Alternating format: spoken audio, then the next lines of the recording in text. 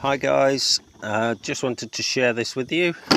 Here in the south of Spain we obviously use a lot of bottled water, so we end up with a lot of plastic bottles left over. We can either recycle them, we do sometimes reuse them and fill them back up at our local tap, but something I like to do is obviously we like to repurpose where we can. A simple little thing I do for planting seeds in the back end when it's the cooler months is with 3 easy cuts.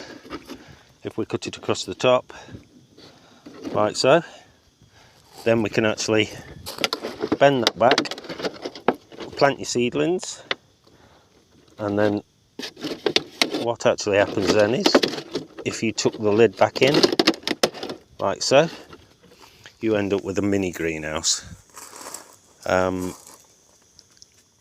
The other way of doing it as well is if we just take the bottom off. I do this for cuttings and then I tape it round the pot at the bottom. Hello doggy.